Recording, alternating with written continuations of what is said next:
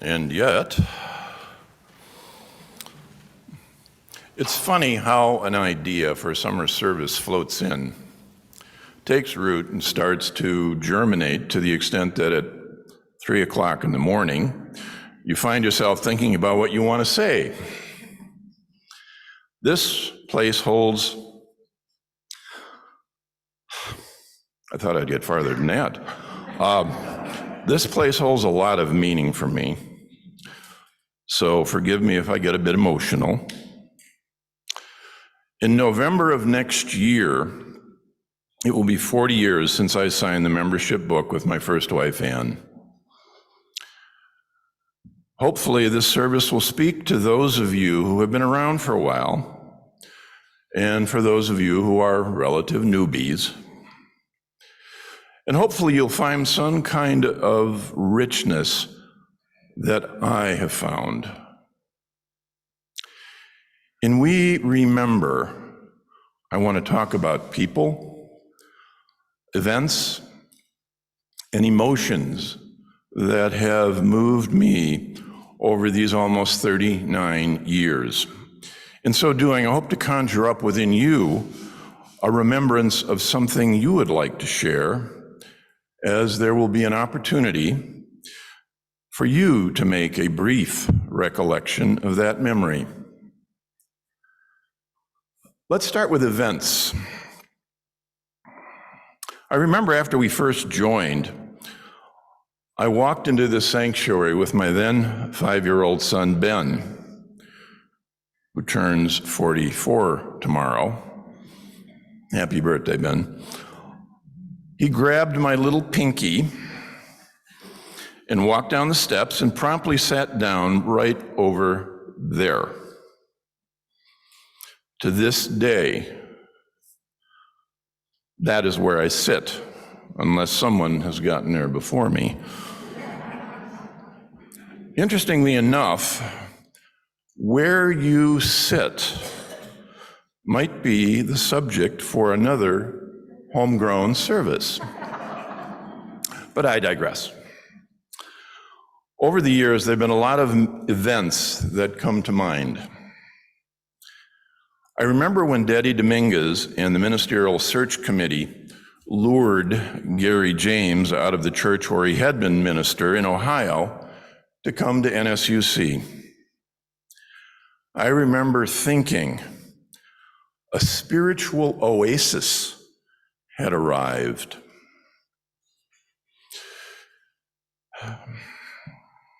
I remember Ron Dursmith, Dave Naplow, and I raised over $100,000 to fund the Ministerial Housing Trust using interest-free loans from members of the congregation. Those loans were either repaid or forgiven, generating the cash that's now in the MHT. I remember we used to bring in an outside speaker to talk on social issues on a Wednesday evening. Not doing that anymore. I remember when we used to have 2 services, one at 9:15 and the other at 11:15, thank you. And there were 250 kids in RE. Today, not so many. I remember the first time I taught affirmation. The class was known as the class from hell.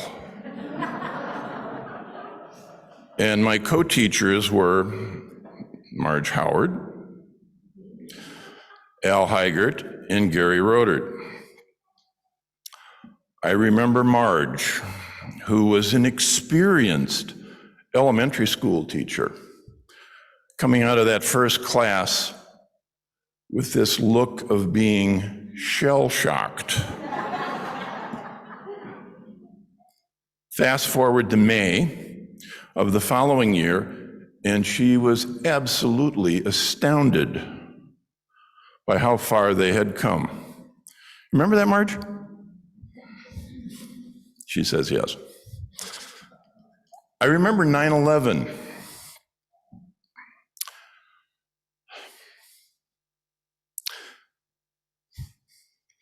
I so wanted to come to the church,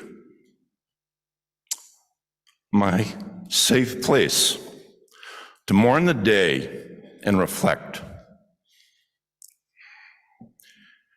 Gary did not open up the church.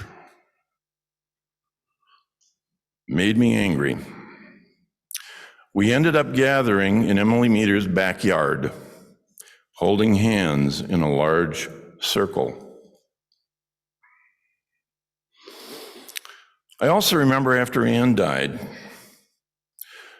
John Fraze and I worked together to create plans to transform the Oak Savannah into an outside worship area, complete with benches, a fire pit, and a couple of logs that would serve as a podium.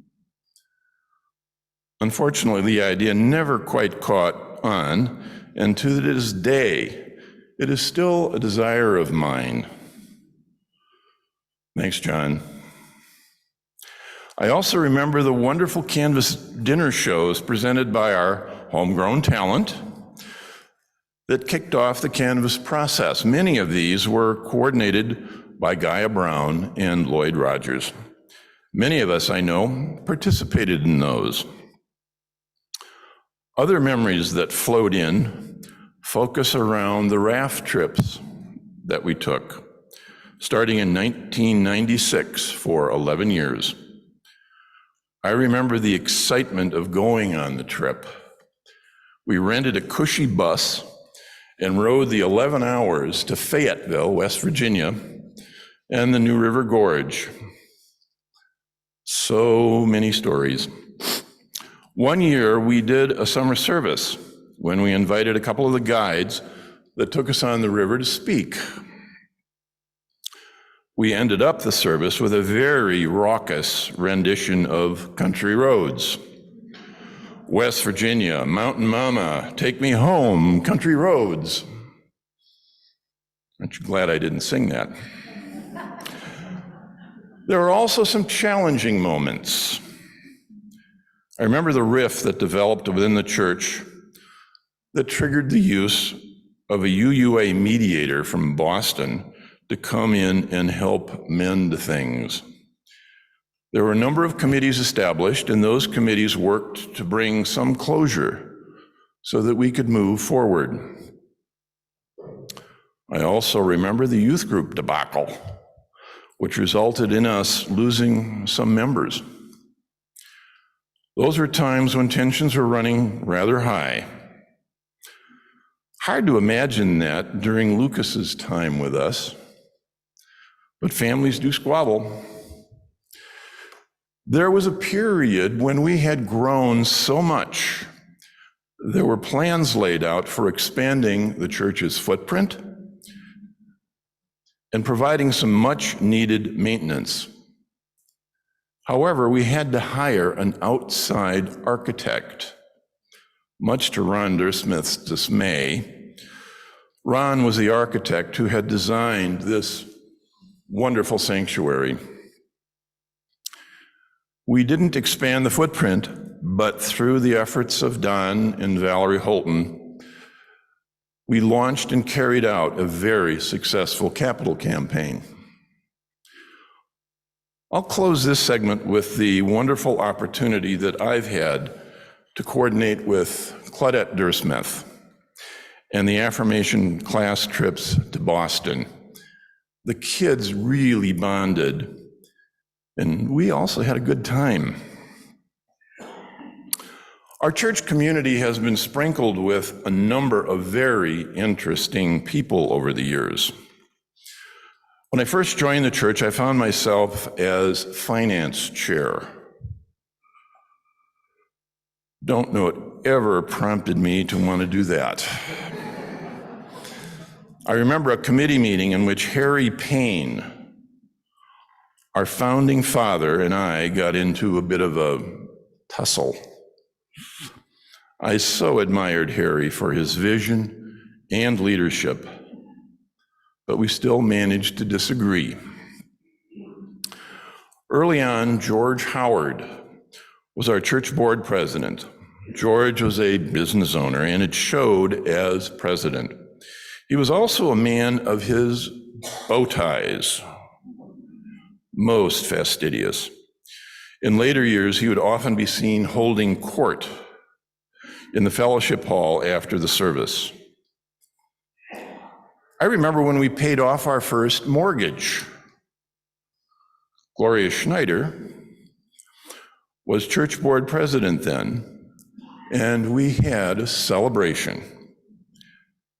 Gloria and her husband David also were very instrumental in running art fair. I remember many a year I'd be sitting in the minister's office counting cash boxes. Later on, I was promoted to cashier, having to figure out how to do credit card payments. Still a lot of fun, though. I remember when we celebrated Carla Giroux's 50th birthday with a big shindig in this sanctuary. Carla is teaching affirmation this year and is meeting with the kids and their mentors as we speak. I remember Bill Minster and David Napolo singing the Whiffenpoof song at one of our Canvas dinner celebrations. Many a Sunday, Bill and I would sit right up there, working out the answers to the Sunday bridge quiz in the Chicago Tribune. Bill was a joy and a gentleman's gentleman. Then there was Ron Dursmith, our brilliant church architect. He had a quirky sense of humor as well as an irreverent side. After Ann died, he lent me a post-hole digger. My children and their spouses and I were digging a hole to bury Ann's ashes. Ron videotaped the proceedings, complete with color commentary. Then there's Vicki Jenkins. Talk about being cool under pressure. During one of our whitewater rafting trips, Vicki and I were sitting across from one another over breakfast. She discovered ants floating in her cereal bowl. Nonplussed, she went right on, no big deal. And of course, we all remember the very talented Waylon Rogers. I recall watching him blowing the shofar during the Jewish high holidays, hoping that he wouldn't pass out because he kept on blowing and blowing and blowing. I also want to acknowledge my co-teachers over the years, too many to name them all: Becky Mueller, Rob, Joan, Cheryl, and Scott and Jody and my first wife, Ann, in the Want workshop. Ann and I had never taught before, and she was a master teacher at Highland Park High School. Scary. I also want to recognize Siobhan Duncan, one of our affirmation students. During a bridging service, she spoke as we asked other graduating seniors to do, and she admonished us for not taking advantage of their talents. She said, "We need to be asked." I think we need to be asking our young people today as well. Liz Berman. Every year, Liz would run a Scrabble championship. I have to admit, I did pretty well in those tournaments, but it initiated a rather long-standing relationship with Cindy Burrell. To this date, we play Words with Friends, and recently Cindy has been getting the better of it. And then there are the people who I may have butted heads with. Charlotta comes to mind. I actually stepped off the RE committee as a result of one of our allocations, but that didn't last long. I got back on board. There are many more memorable souls, so please remember them in our talk back, provided there is time. I think we all remember the music. I particularly remember Polly Hansen playing her flute and John Diaz on percussion. We also been moved by the choir. On countless Sundays, I've been moved to tears by their music. Last year at 9/11, Shion Costello, a guest pianist, absolutely blew me away with his improvisation on 9/11. I wanted to find a recording of it, and there wasn't one. He had created it just for our service. And then there's Catherine. Catherine, you rock.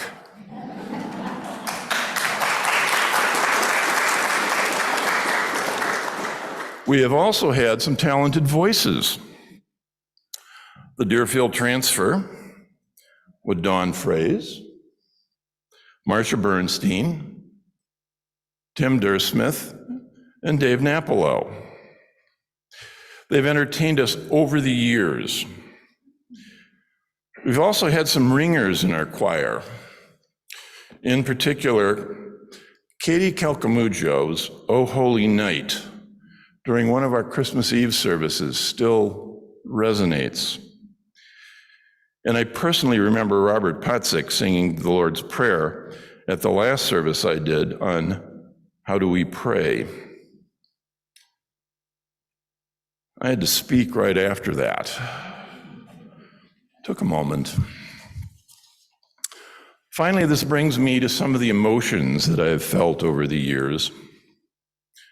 Joy, frustration, an overwhelming sense of pride in our young people, sadness at the passing of a loved one or a friend, a feeling of this is my safe place. But in the end, an overall sense of connection. Yes, there were a few times when I felt like I wanted to take my ball and go home. And I was reminded of this in our welcoming of new members last Sunday, where it says, "We will not always live up to our ideals. And when we fall short, we invite you to stay in relationship with us and help us to more fully bring alive the spirit of love." Yes, we aren't perfect, but we're the best game in town. So remember, there may be a few challenging periods, but these are overshadowed by the wonder that is this place and the wonderful people who have walked through these doors. Thank you for the opportunity to remember.